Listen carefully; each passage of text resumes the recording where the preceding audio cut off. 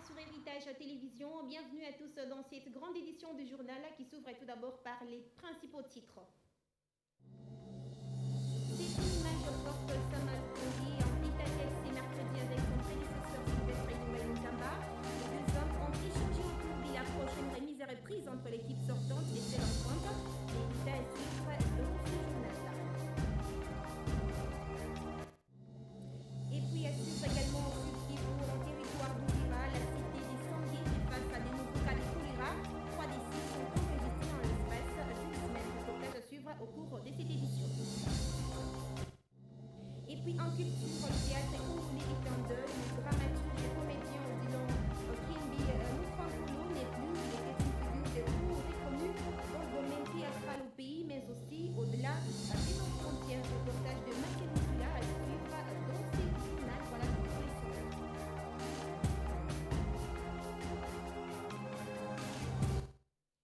Bienvenue à tous si vous nous rejoignez sur la télévision à Grande Vision.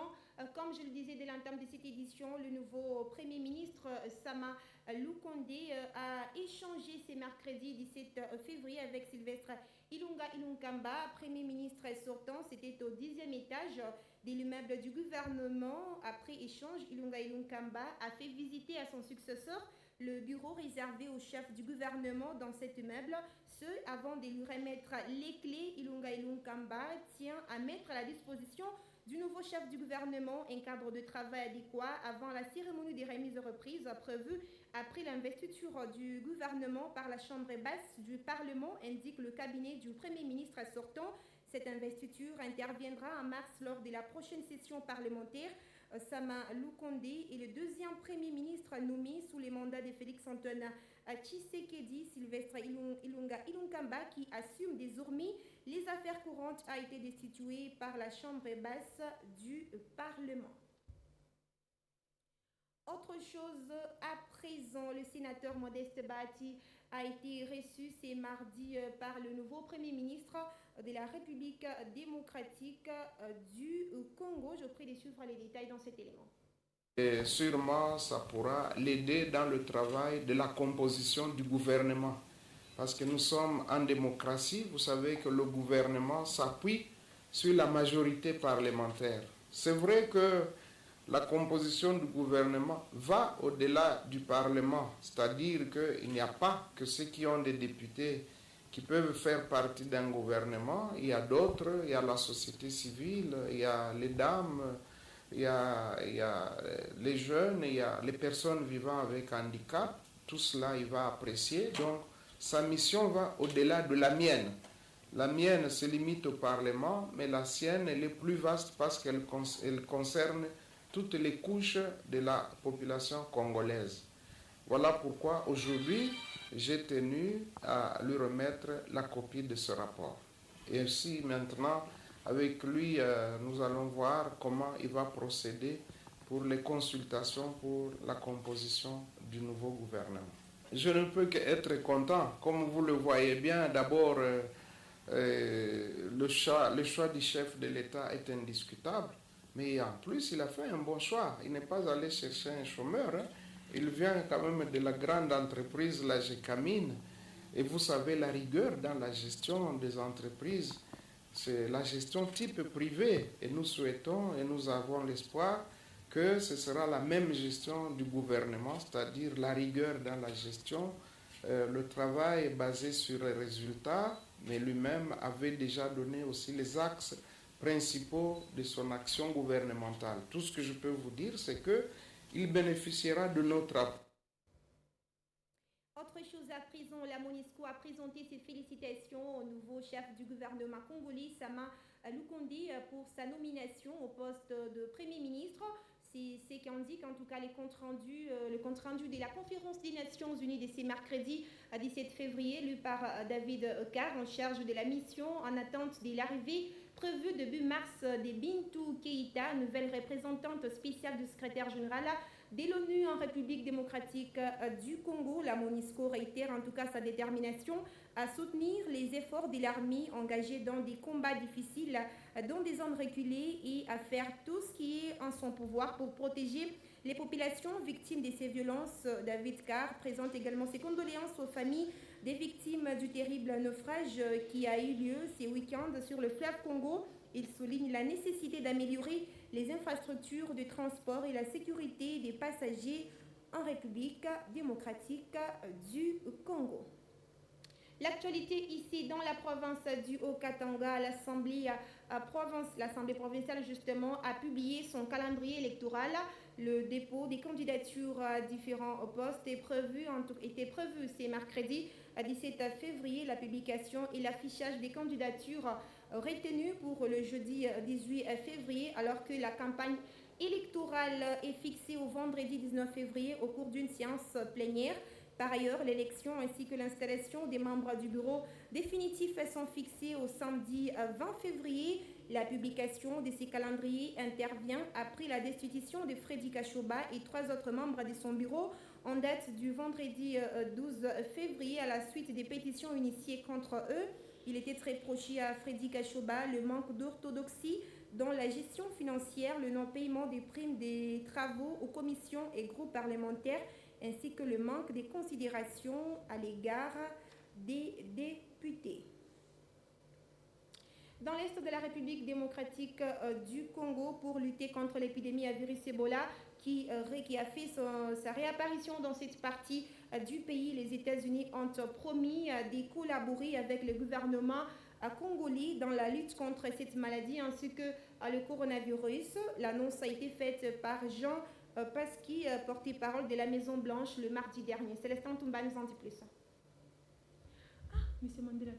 L'option de collaborer avec les États de l'Afrique centrale et de l'Ouest, parmi lesquels la RDC, la Guinée, le Libéria ou encore la Sierra Leone, touchés par les épidémies d'Ebola et de Covid-19, a été levée par les États-Unis d'Amérique. Cette annonce du porte-parole de la présidence américaine vient réconforter ces pays dans leurs efforts de lutte contre cette maladie. Elle intervient après la rencontre entre les conseillers à la sécurité des États-Unis et les ambassadeurs des pays précités. La RDC fait face à la 12e épidémie d'Ebola, dont les 4 cas ont jusqu'à lundi été notifiés à Butembo et Lubero dans la province du Nord Kivu. Pour une réponse efficace contre cette épidémie d'Ebola, 2 centres de traitement sont en cours de construction pour accueillir les patients, notamment à Masoya et à Katoa, respectivement à Lubero et à Butembo. La vaccination des contacts ainsi que les contacts des premiers cas notifiés a débuté depuis le lundi 15 février dernier avec l'équipe de riposte. Cette nouvelle épidémie d'Ebola s'ajoute à celle des Covid-19 qui sévit en RDC depuis près d'une année et qui n'a pas épargné le Nord Kivu. Ouvrons à présent ces dossiers relatifs à la santé en provenance de la Corée du Sud.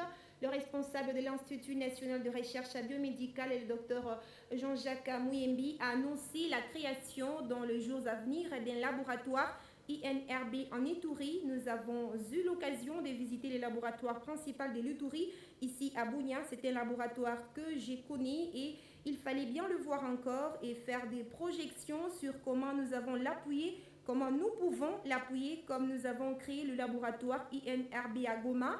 C'est vraiment quelque chose de très concret et comme on parle Ebola également, ce laboratoire pourra aider à faire le diagnostic de toutes les maladies qui se passent ici dans la province, a-t-il indiqué à la presse.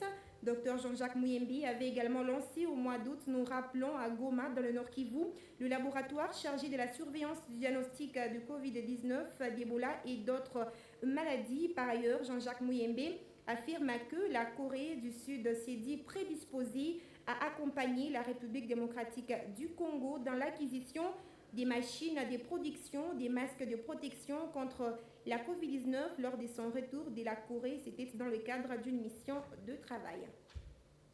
Toujours en santé au Sud Kivu, le choléra refait surface. Le manque d'eau potable est la principale cause de cette pathologie dite des mains sales, alors que dans la région, le système sanitaire est déjà fragile par la série d'épidémies d'Ebola. Sarah Bidiwa nous en dit plus. La cité de Sangué, en territoire d'Uvira, dans la province du Sud Kivu, fait face à la résurgence de l'épidémie du choléra il y a près d'une semaine. Parmi les 80 cas recensés jusque-là, 3 morts sont à déplorer dans la cité. Cette réapparition est la conséquence logique du manque d'eau potable dans plusieurs entités de cette partie du territoire. L'effectif augmente au jour le jour car on est déjà à 87 cas à en croire Marcel Matabichi, chef de la cité de Sangué. Kinamira est parmi les quartiers les plus affectés d'après la même source. Une association locale qui dessert de l'eau à la population ne fonctionne plus et cette dernière fait désormais recours à l'eau impropre à la consommation. Alexis Kachobo, médecin-chef des zones de Ruzizi, confirme la présence de cette épidémie et promet son implication pour une solution rapide. Il faut rappeler que l'Est de la RDC est confronté aux problèmes sanitaires dans un contexte où l'attention du monde est tournée vers la lutte contre le Covid-19. Parlons éducation à présent dans ce journal. Le ministre de l'Enseignement primaire, secondaire et technique a confirmé la reprise des cours en date du lundi 22 février dans les établissements publics, privés et agréés sur toute l'étendue de la République démocratique du Congo. Dans un communiqué de presse publié ce mardi, Willy Bakonga a demandé aux établissements d'enseignement maternel, primaire, secondaire et technique de prendre des dispositions nécessaires pour l'effectivité de la reprise des cours à tous les niveaux dans le strict respect des mesures barrières contre la Covid-19. Les établissements scolaires devront également respecter les programmes tels qu'entamés lors de la rentrée scolaire 2020-2021. Par la même occasion, le ministre de l'EPST annonce qu'un calendrier réaménagé sera incessamment transmis par les canaux habituels. Avant de refermer cette édition de journal, je le disais au sommaire, l'artiste, humoriste et théâtral Moufankolo Aleza a quitté la Terre des Hommes. C'était ce mercredi à 17 février à l'âge de 76 ans des suites d'une malaise. Michael Moutuila et Nathalie Tomba et Nathalie Mwanza se sont rendus sur le lieu du deuil pour les constats suivants.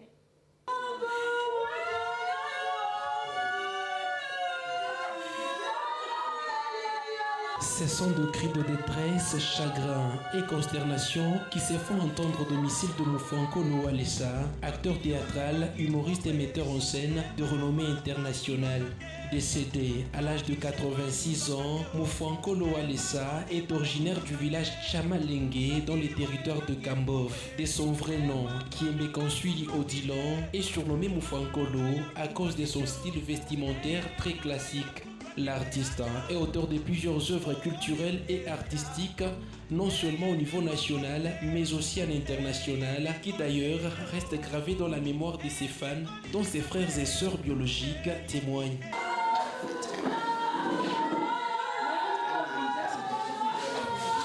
Perdu un être très cher pour moi, pour la famille. Une grande perte, ça fait mal. C'était le rassembleur de la famille.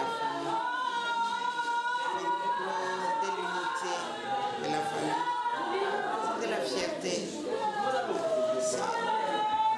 C'était un éducateur de toute la nation, de la famille. Ce qui pèse sur moi, c'est sa façon dont nous étions avec lui. Il a vraiment gardé sa culture, la culture que nous appelons culture, le théâtre, jusqu'au dernier jour. Pour Boniface Kiembe, fils biologique de l'artiste et humoriste, Moufankolo était un père responsable et exemplaire. De son vivant, Mashauri. Shauri. Kwa bantu wengine anawashauria kwa watoto wake itakuwa namna gani. Kwa watoto wake ilikuwa ni tupi. Sa mort intervient quelques semaines après celle de sa femme. En attendant son inhumation, les fans, amis et connaissances continuent à fréquenter ces lieux du deuil à la Katouba pour consoler la famille.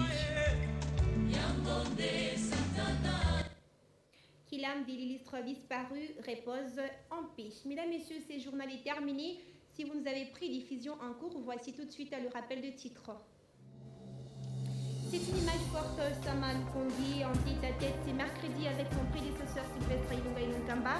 Les deux hommes ont échangé autour de la prochaine remise et reprise entre l'équipe sortante et celle entrante.